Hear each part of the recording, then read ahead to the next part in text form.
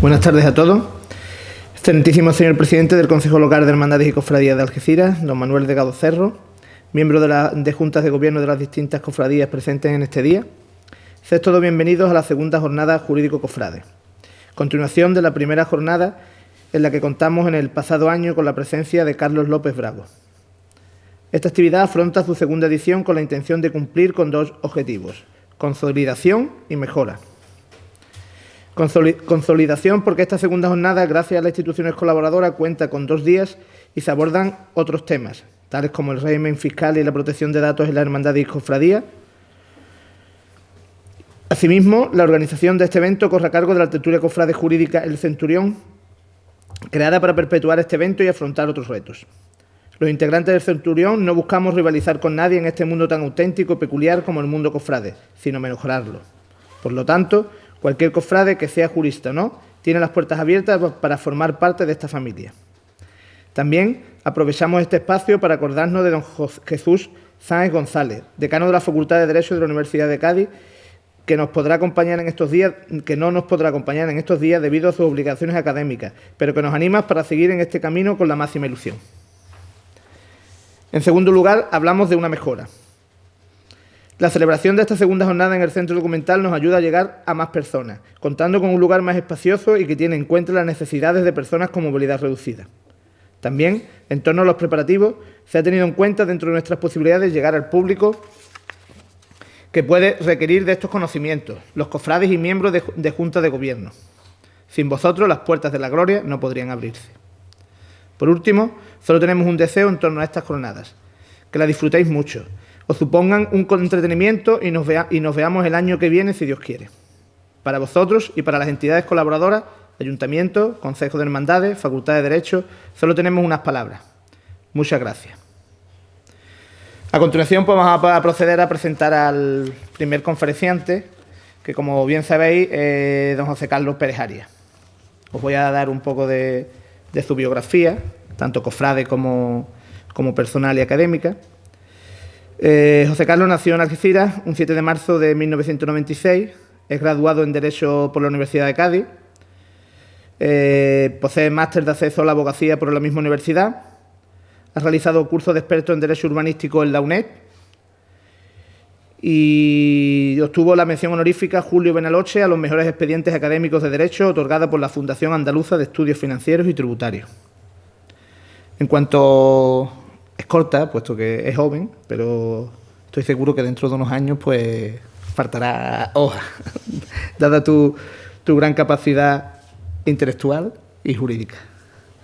En cuanto a su vida cofrade, pues podemos decir que es hermano de la Hermandad de la Buena Muerte, de la que es miembro de Junta.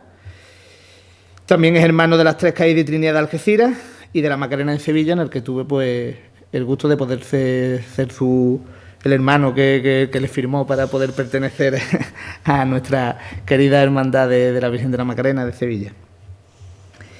Es autor del libro de historias y anécdotas de la Semana Santa de Algeciras, editado por la editorial Imagenta en el año 2017, y, como os he dicho antes, es miembro en concreto, pues desarrolla el oficio de vocal de formación en la Archicofradía Carmelita de los Estudiantes. También, aunque no lo ponga aquí, deciros que tiene un proyecto ahí un poco aparcado, pero que, como le he dicho él, que sin pausa pero sin prisa, pues tiene medio terminado la realización de un libro de la Semana Santa de San Roque, en la que pues he tenido el gusto de colaborar, y también cada vez, por lo menos desde lo que nos corresponde al Consejo de Hermandades de San Roque, cada vez que hemos necesitado que nos haga un escrito o cualquier ayuda, pues siempre ha estado lo que queráis y siempre ha estado atento para colaborar con nosotros. Pues nada, José Carlos, sin más, esperemos que escucharte y sobre todo aprender.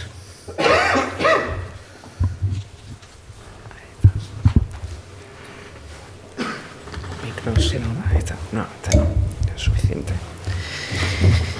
Buenas tardes a todos, muchísimas gracias por acompañarnos en este día. Sobre todo, pues, segunda edición, tal y como ha comentado José Luis, la afrontamos con ilusión, a pesar de que el mundo de las hermandades y cofradías y el entorno en el que nos movemos en Algeciras que tenga sus particularidades, y esta asistencia a lo mejor pues no es la deseada, pero el segundo día yo creo que la podemos mejorar con creces y sacar unas magníficas enseñanzas al respecto. Y sobre todo una cosa que viene surgiendo en las noticias en estos días, que Algeciras es una tierra con muchísimo potencial, que podemos hacer cualquier cosa que nos propongamos y que debemos fomentarlo mucho más. La Semana Santa yo creo que tiene mucha grandeza y hay que saber sacarle el máximo partido siempre. Y esta conferencia pues pretende darle a las hermandades y cofradías herramientas para moverse en el entorno jurídico y desarrollarse con plenitud de garantía. Normalmente, y es la definición que se suele dar, las hermandades y cofradías son unas asociaciones religiosas que dependen, en este caso concreto, con el tema que nos toca, de las disposiciones contenidas en el derecho canónico, en los cánones y en el derecho financiero y tributario. Veréis el título y pone régimen fiscal de las hermandades y cofradías y os quedaréis así. Una materia muy técnica, muy difícil, compleja, cambiante, pero si se analiza un poco en detalle, veréis que siempre funcionan bajo unas mismas claves y pautas que son las que deben tenerse en cuenta al respecto. Por el mero hecho, fijarse en un detalle, por el simple hecho de la constitución de la hermandad y de la adquisición de la personalidad jurídica, las hermandades y cofradías contraen ya una serie de obligaciones, y en este caso ya son obligaciones fiscales. Asimismo, aunque se disponga de una fiscalidad favorable para las hermandades en líneas generales, debemos tener en cuenta que hay que cumplir con una serie de obligaciones: la llevanza de una contabilidad ejemplar y la presentación de unos modelos fiscales ante la agencia tributaria. Incluso el incumplimiento de estas obligaciones pues puede llevar aparejada la imposición de sanciones por la Administración tributaria. Por ejemplo, el artículo 200 de la Ley General Tributaria contempla como infracción grave el incumplimiento de obligaciones contables y registrales, situación que lleva aparejada una multa de 150 euros cada vez que se incumpla. Es muy importante ese detalle. Tampoco conviene olvidar que se pueden imponer unas sanciones específicas, entre las que destaca una sanción de 600 euros por cada ejercicio fiscal en que se produzca la llevanza de contabilidades diversas que dificulten el crecimiento de la verdadera situación del obligado. Una hermandad que tenga las cuentas dispersas, digamos en la práctica. Incluso en ciertas hermandades de Sevilla, Córdoba, Málaga se han producido inspecciones tributarias repentinas que han conllevado sanciones por importe de 40.000 a 60.000 euros. Tal y como os he comentado con anterioridad, el régimen fiscal comprende el conjunto de normas y reglamentaciones que están vigentes en la actualidad. De ahí que las noticias que escuchamos en los medios de comunicación en torno al IVA de la carrera oficial adquieran una gran importancia, tal y como lo voy a tratar con posterioridad. Y que las hermandades y cofradías deben cumplir de forma obligatoria. Se trata del derecho fiscal, es un derecho administrativo, como lo decimos nosotros, pero un derecho administrativo muy especial, que está en permanente evolución y que ha ido cogiendo importancia con el paso del tiempo. De hecho, se habla hasta de un derecho fiscal a la carta. O sea, que es un derecho en el que si tú planificas a la institución, se pueden conseguir objetivos interesantes. El objetivo fundamental de todo esto: eficacia, eficiencia y buena gestión de los recursos en la gestión de las hermandades y cofradías. Y una idea que debe quedar muy clara: que las hermandades y cofradías deben adaptarse y sobrevivir. Podrán pasar situaciones difíciles, crisis, injerencias del poder. Pues aquí hablamos incluso de que el derecho fiscal es influencia de la política, de la economía, de numerosos factores que deben ser también analizados. Pero si se adapta y se tiene en cuenta la meta de la supervivencia de la hermandad, se puede pasar cualquier situación adversa. Como referencia diréis, bueno, ¿y este título a qué viene?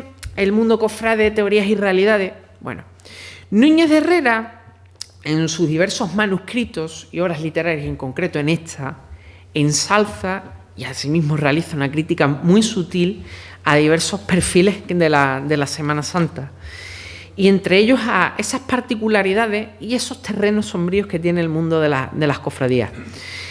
Como muestra del ingenio de este insigne escritor, os traigo un breve extracto del artículo Una hermandad, y diréis, ¿a qué viene esta referencia? Y es porque la principal fuente de ingresos de las hermandades y cofradías en la actualidad proviene de las cuotas de hermanos, tal y como en el desglose de ingresos haremos a continuación. En una hermandad se plasma la idiosincrasia del cofrade, y dice lo siguiente en un fragmento: el cebedeo, cuando le nace un hijo, va desde el registro civil a la parroquia de la hermandad. Apúnteme usted un nuevo hermano.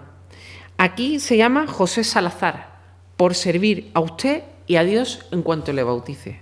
Para que se vea incluso cómo esos cofrades de generación en generación van apuntando a sus hijos en la hermandad, incluso antes que en el registro civil.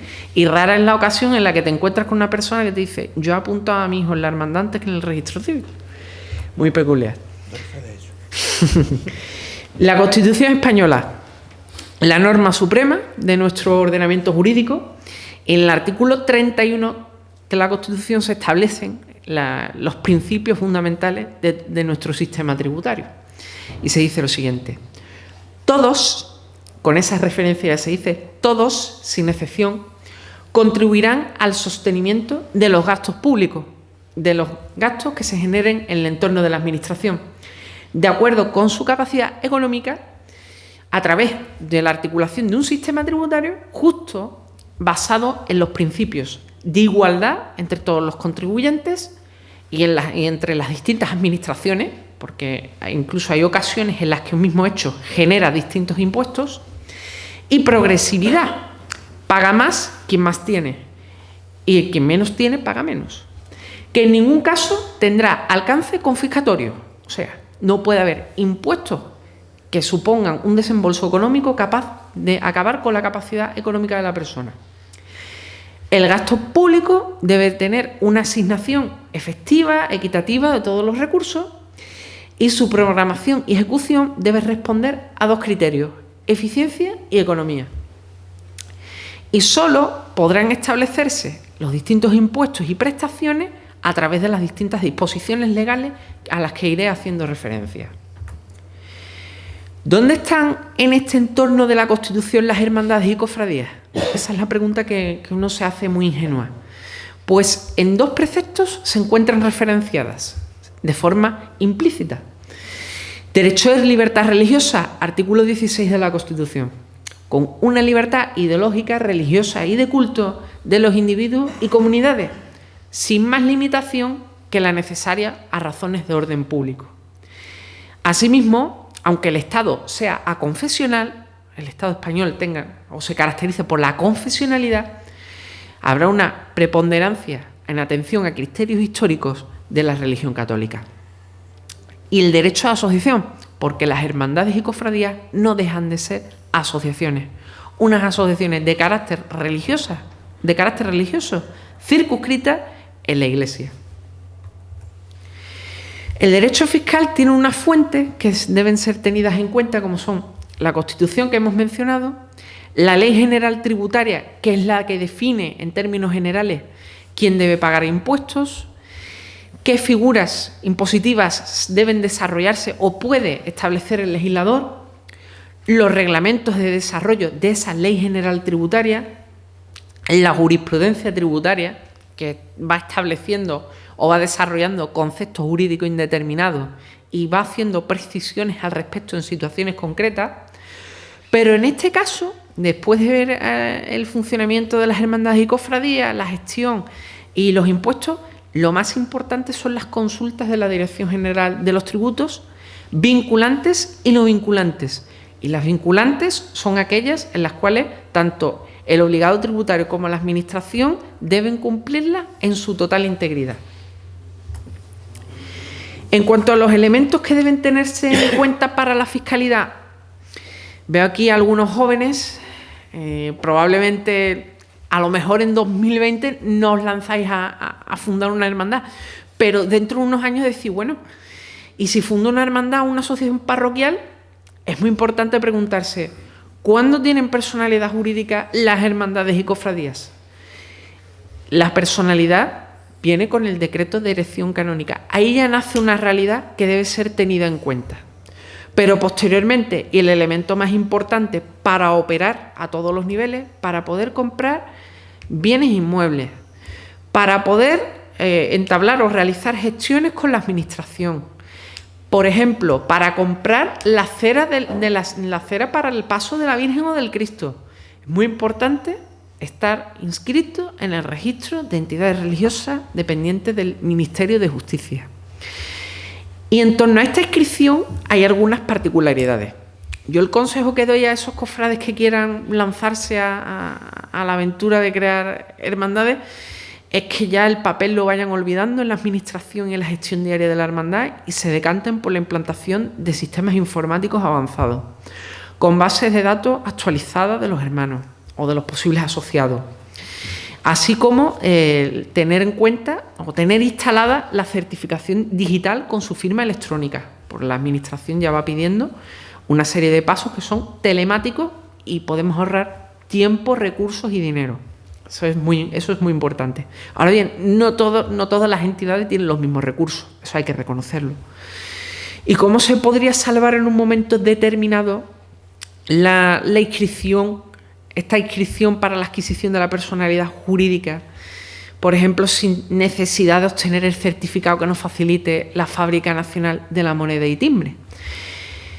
Depende de la situación, pero en general la clave está en conseguir o bien un certificado del obispado que a ti te diga, pues tú tienes que operar en este ámbito, o la asociación parroquial del Cristo de nuestro Padre Jesús y de la Virgen tiene que operar en la provincia de Cádiz y va a inscribirse en el registro de entidades religiosas, tienen la intención de ello, o bien a través de un certificado que nos faciliten o por el secretario de la hermandad, es decir, una certificación. Mire, yo tengo un secretario y tengo que realizar una gestión que me urge ya y tengo que tener la hermandad inscrita en este momento. Podría salvarse, ese obstáculo podría salvarse. Y luego, que es muy dado, muy frecuente en la administración también, que se produzcan errores, que se produzcan deficiencias durante el procedimiento. En ocasiones, en mi ejercicio práctico de la abogacía o de la asesoría jurídica, hasta el mes de abril, pues no puedo operar al 100% como abogado, pero ya vas realizando gestiones con la administración, con la Coordinación General de la Administración del Estado suele ocurrir. Realizas una solicitud, esperas a que te venga por el silencio administrativo o que te la acepten directamente dentro del plazo, se pasa el plazo, se pierden los papeles, se pierden los datos. ¿La solución cuál es? Una de las opciones que se vislumbra, interponer un recurso de alzada, en este concreto caso, ante el Ministerio de Justicia. Imaginemos que se han olvidado de la hermandad, que la inscripción ha quedado ahí paralizada y la inscripción y el recurso de alzada podría salvarlo y ese impedimento que pudiera haber al respecto.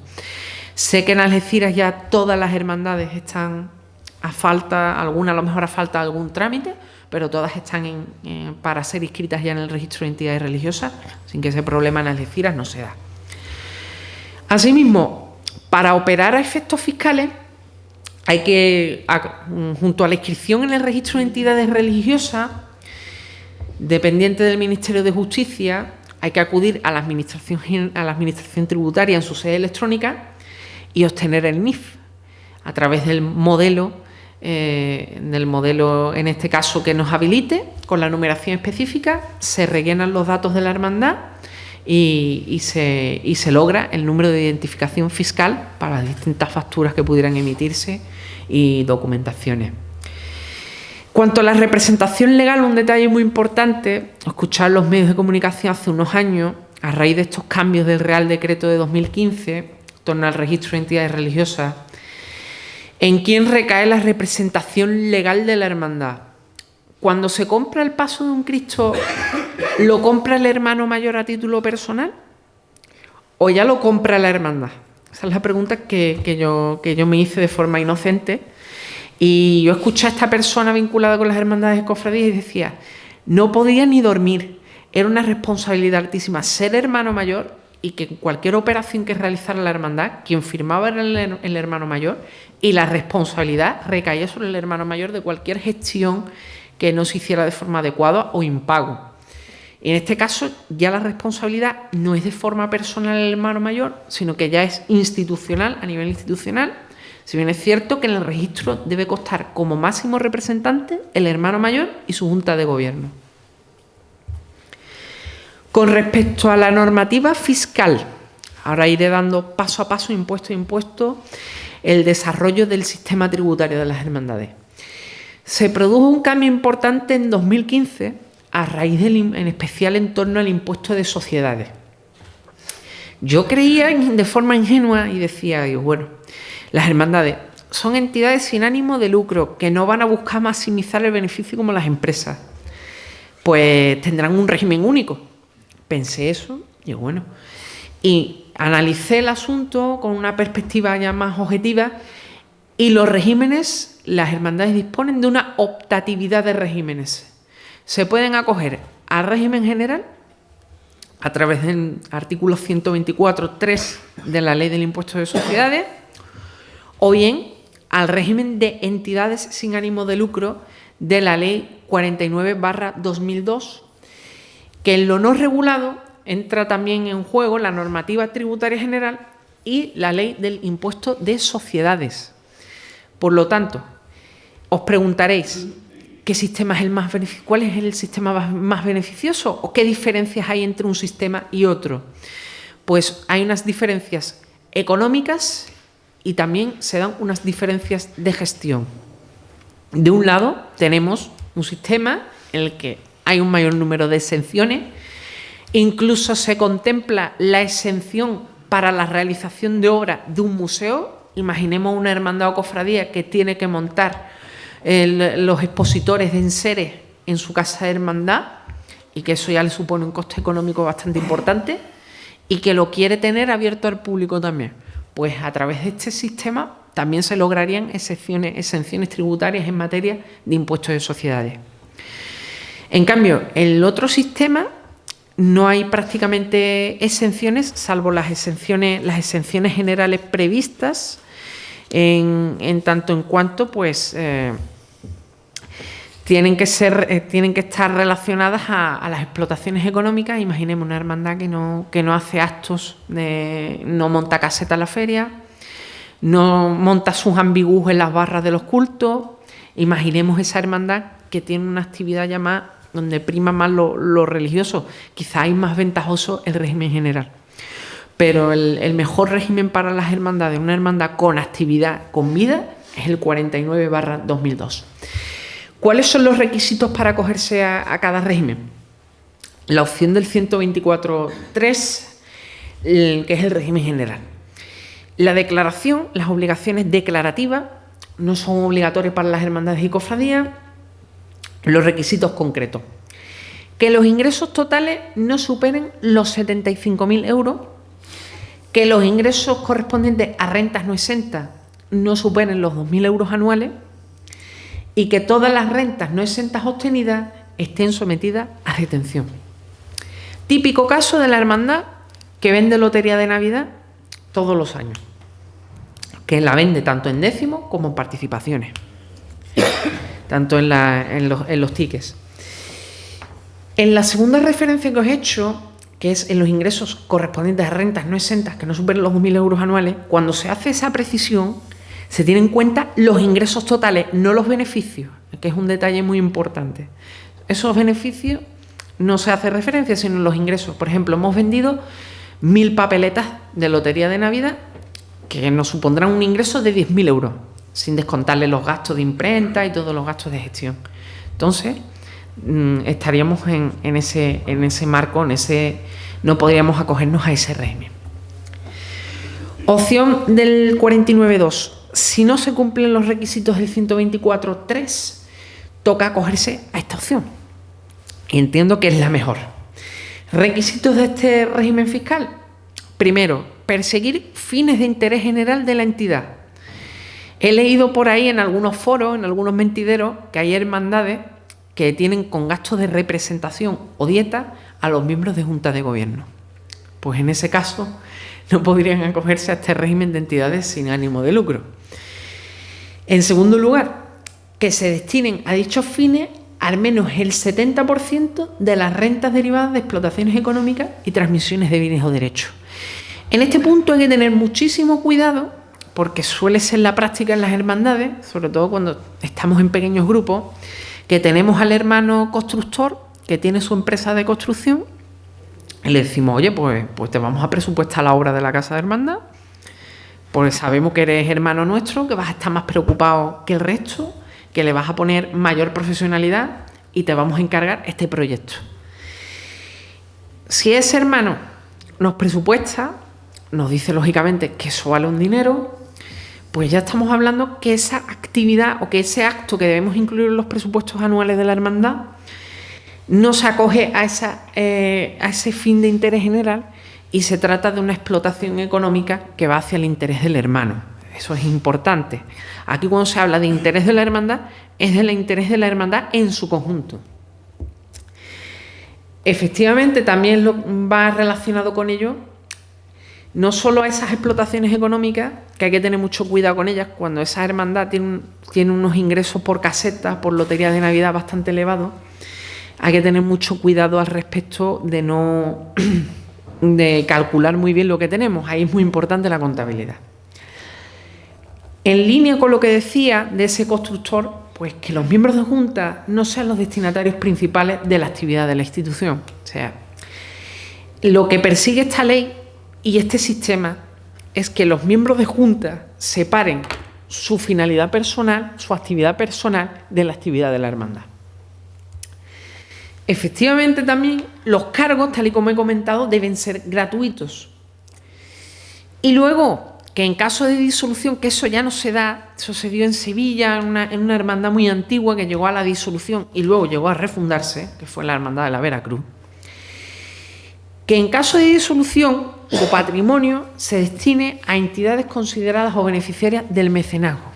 Esto se explica de una manera muy simple. Imaginemos que se disuelve la hermandad, pues en el imaginario queda que el Cristo y la Virgen se van a quedar en la parroquia, lógicamente. Que estén inscritas en el registro de entidades religiosas, tal y como he comentado anteriormente, con todas las pormenorizaciones. Que se cumplan las obligaciones de contabilidad. Que la contabilidad no significa gasto, como ahora desarrollaré con posterioridad. Que se rindan todas las cuentas tal y como dispone el canon 319 del Código de Derecho Canónico, que en ese caso es trasladarlas y elevar todas y cada una de nuestras cuentas pormenorizadas al obispado, ni más ni menos. Y que el obispado ya a su vez se encargue de hacerlas constar en el registro de entidades religiosas, así como cualquier cambio que pudiera darse.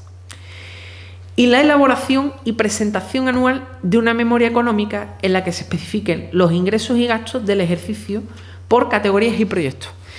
Esta memoria económica hay que hacer una pequeña precisión, y es que si los ingresos por explotaciones económicas son inferiores a 20.000 euros anuales, no es necesario presentarla. El acceso, tal y como os he comentado, es la optatividad del sistema. La hermandad elige, la hermandad en atención a sus circunstancias ve qué sistema le conviene más.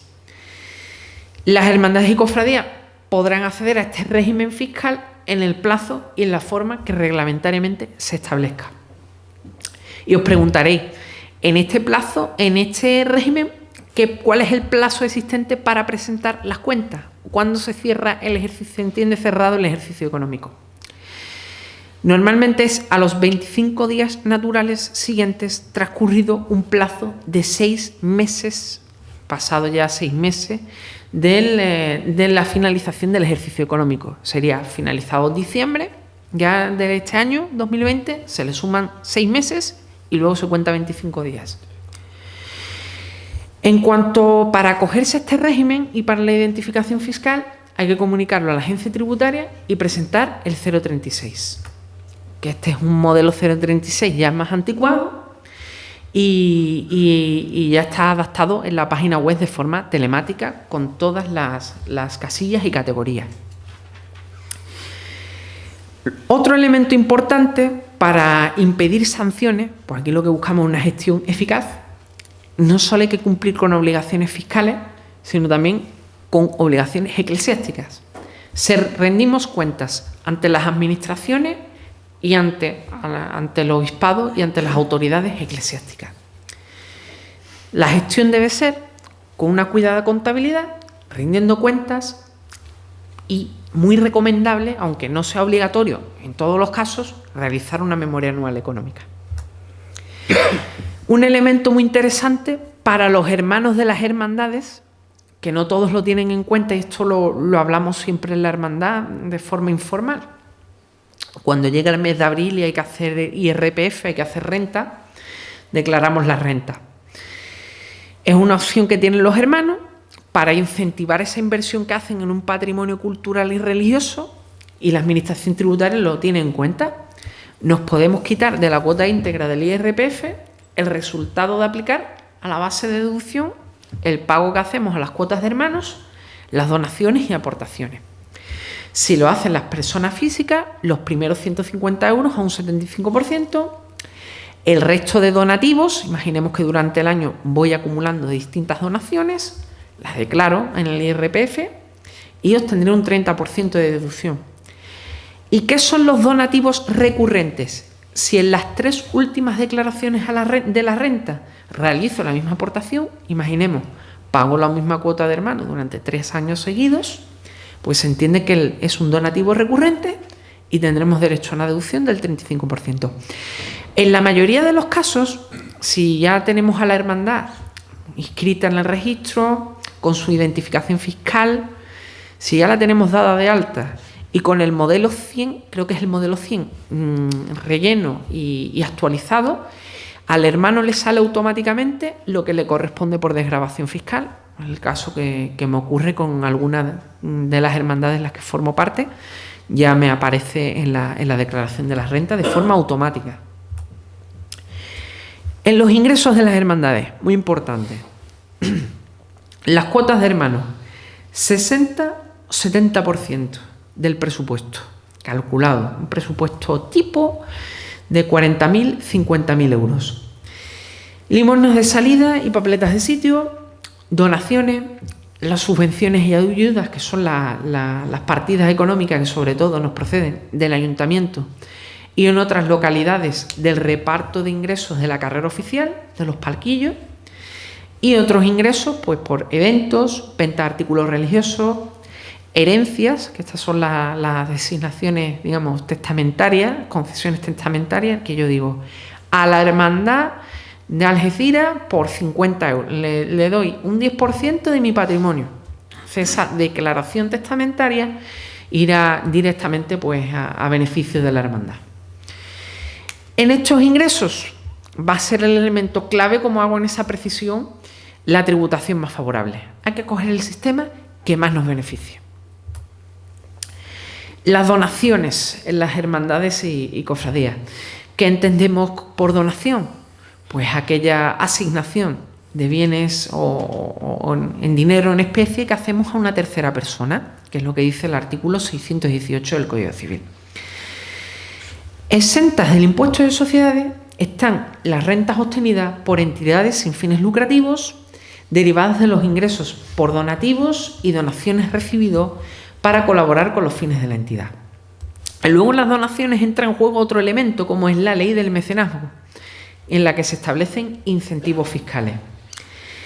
Si la hermandad está incluida en el régimen de entidades exentas de la ley del impuesto de sociedades, ya lo dice una consulta de la Dirección General de los Tributos, el objeto o la finalidad deben estar especificados. Yo dono X euros a la hermandad para que termine el palio.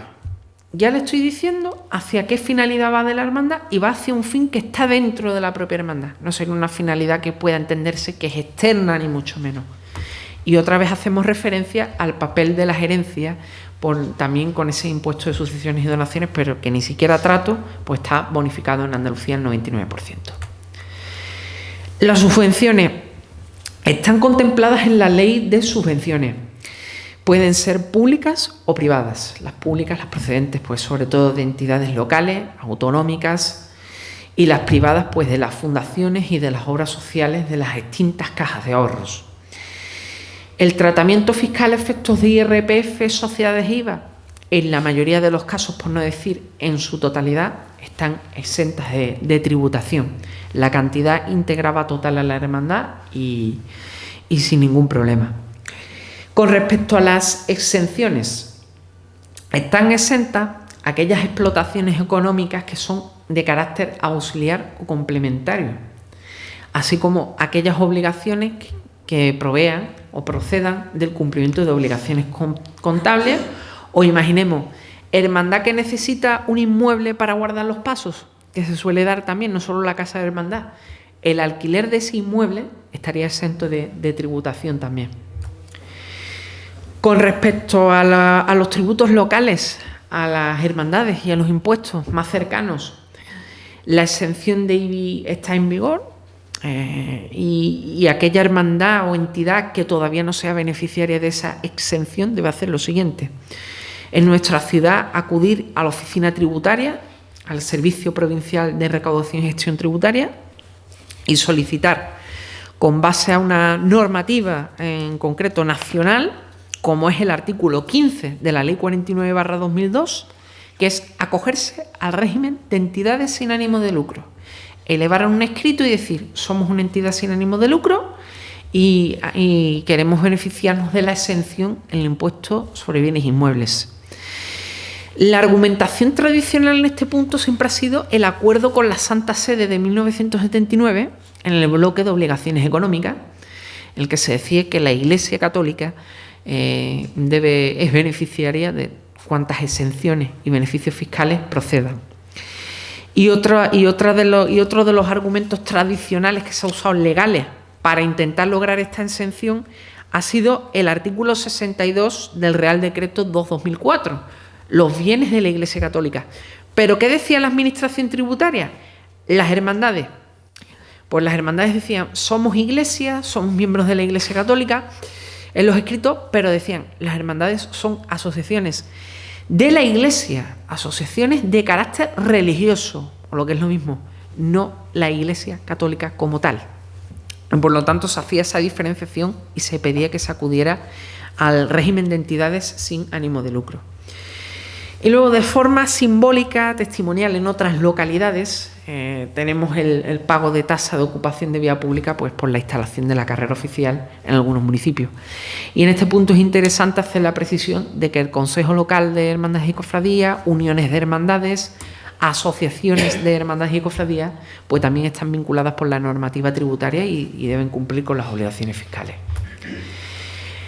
La polémica de estos meses, una polémica reciente, como es el impuesto sobre el valor añadido. La ley del IVA lo dice de forma clara: el IVA grava el consumo de bienes y servicios. Por lo tanto, las hermandades que tienen personalidad jurídica, tal y como os he comentado con anterioridad, pues pueden realizar negocios y actos de disposición. Y la controversia es clara con respecto a otras consultas, que ahora también haré una leve referencia.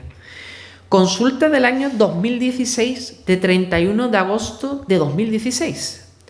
Un señor de la agrupación de las cofradías de Murcia, en consulta vinculante, se preguntó si la carrera oficial de la ciudad de Murcia, que tiene una peculiaridad bastante notable con respecto a las carreras oficiales de Andalucía, la gestión no está directamente encomendada al Ayuntamiento de Murcia en el acuerdo de colaboración con el Consejo, sino que está en manos de una sociedad mercantil. Es una concesión que ha realizado el Ayuntamiento de Murcia, para que ya introduzcamos ese matiz que tiene la carrera oficial de Murcia, que es la que protagoniza esta consulta tributaria.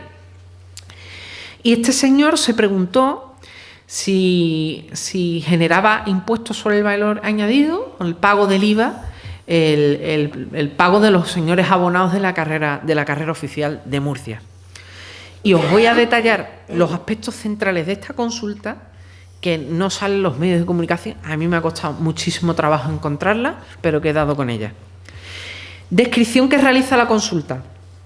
La entidad consultante es una hermandad religiosa y sin ánimo de lucro, cuyos fines son el culto a su titular, mantenimiento de bordados, estandartes y banderas y preparación de las procesiones de Semana Santa. con procesiones declaradas de interés turístico internacional. Ya la descripción nos está diciendo que va dirigida a la agrupación de cofradías de Murcia. Los ingresos que proceden de esta entidad: las cuotas de los cofrades, venta de lotería, donaciones y la venta de las tribunas para presenciar las procesiones de Semana Santa. Contestación que hace oficial la Administración, la Dirección General de los Tributos, en 2016. Artículo 4 de la Ley del IVA. Este artículo declara que están sujetas al impuesto las entregas de bienes y prestaciones de servicios efectuadas por empresarios o profesionales con el desarrollo de su actividad empresarial o profesional. Como dato a favor de las hermandades y cofradías, no se dice nada en concreto de asociaciones que se llamen hermandades y cofradías en el artículo 4 de la Ley del IVA. Ahora bien, el artículo 5 es el que te dice quiénes son empresarios o profesionales. Aquellas personas que realicen actividades empresariales o profesionales, debiendo considerarse todas aquellas actividades que impliquen una ordenación o producción de materiales humanos o de uno de ellos con la finalidad de intervenir en la producción o distribución de bienes o servicios. Y quienes realicen varias entregas de bienes o servicios que supongan la explotación comercial de un bien o incorporal. Y según se desprende, dice la consulta, según se desprende de los preceptos, no tienen la consideración de actividades empresariales o profesionales a efectos de IVA las actividades de carácter social y popular desarrolladas por la hermandad consultante en el marco de las procesiones de Semana Santa, que tienen lugar en la vía pública, en las que participan tanto los asociados como el público en general. Pero ojo, aquí viene la precisión que realiza la Dirección General de los Tributos, que se consideran los ingresos que se consideran efectuados en el desarrollo de una actividad empresarial y que por lo tanto son objeto de devengo del impuesto sobre el valor añadido son las siguientes: el ingreso por abono de las cuotas de los cofrades, nada se dice aquí de cuotas de hermanos, nada se dice de papeletas de sitio, es un concepto indeterminado por completo, el primer concepto. Los ingresos por ventas de tribunas, esto sí hace clara referencia a la carrera oficial, y los ingresos por venta de lotería. Y en la lotería hace una precisión: no sería objeto de IVA dentro de la lotería la cuota fija que se paga por el dinero que se juega a loterías y apuestas del Estado, sino el margen de beneficios que iría hacia la hermandad. Y siempre y cuando entienden los especialistas, los fiscalistas, siempre y cuando sean las aportaciones de grandes décimos de lotería, de los 20 euros del décimo de lotería, ni mucho menos la participación de 2 euros o 1 euro que normalmente sacan a la calle las hermandades y cofradías. Las prestaciones de servicio y entregas de bienes accesorias, aquí en la agrupación de cofradías de Murcia desarrolla su argumentación, lógicamente está en contra del planteamiento que le hace la Administración tributaria y dice que estos ingresos están exentos de IVA, con justificación en el artículo 20 de la Ley del IVA, con justificación la pertenencia a la Iglesia Católica, que es esa base argumental del acuerdo de 1979 con la Santa Sede, y como tercer argumento, que se trata de entidades sin ánimo de lucro. En ningún momento van a lucrarse de la actividad que realizan. Sin embargo, normalmente, el argumento fundamental para abordar el IVA en la carrera oficial es que dicen lo siguiente, y pongo una situación práctica para que se entienda. Carrera oficial de una ciudad media, imaginemos 3.000 sillas, y vienen y se ponen a la venta, el Consejo decide ponerlo a la venta, los abonos, las entradas sueltas. ¿Y quiénes son los destinatarios de esos abonos y esas entradas sueltas? ¿Son solo los cofrades o son más personas? ¿Son los turistas en relación con los turoperadores o los hoteles, que normalmente tienen pases de la carrera oficial? ¿Son también personas normales que dicen vamos a ver un día de Semana Santa por conocer cultura y por empaparse de la religiosidad popular? También puede ocurrir. Y es ahí hacia donde va, que el servicio de la carrera oficial va dirigido puede ir dirigido a un particular. O sea, cualquier persona puede comprar un abono de la carrera oficial y de ahí se entiende que hay una actividad económica y por ahí es donde tira la Dirección General de los Tributos y sostiene la aplicación del IVA. Y finalmente en esta consulta dice lo siguiente: Quedan exentas todas aquellas prestaciones de servicios y entregas de bienes accesorias derivadas de las distintas cuotas que pagan los cofrades. O sea, queda descartado ya a las cuotas de hermanos que vayan cargadas con el IVA. Y tampoco cabría en la Lotería de Navidad cargarle el IVA y el impuesto sobre el valor añadido.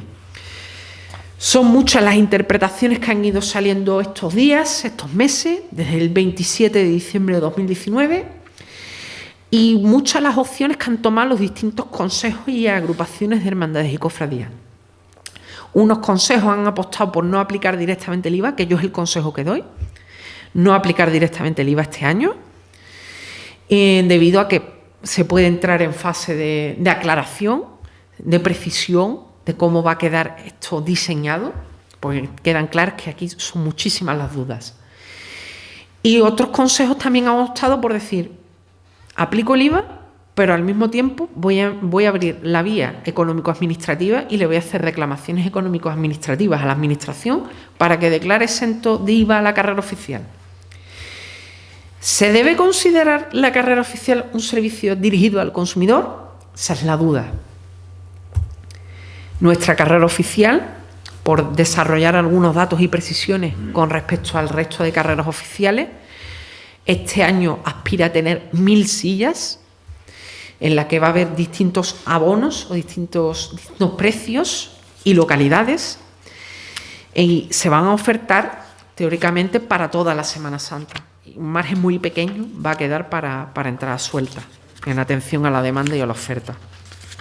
Comparemos otra carrera oficial de renombre con su situación. 30.000 sillas y con horquillas de precios que oscilan desde los 88 euros, una silla suelta, hasta los 907 euros del palco, del servicio de palco. Y esta carrera oficial también tiene acuerdos con operadores turísticos. O sea, lo que es lo mismo. La aplicación igualitaria de esta norma es injusta.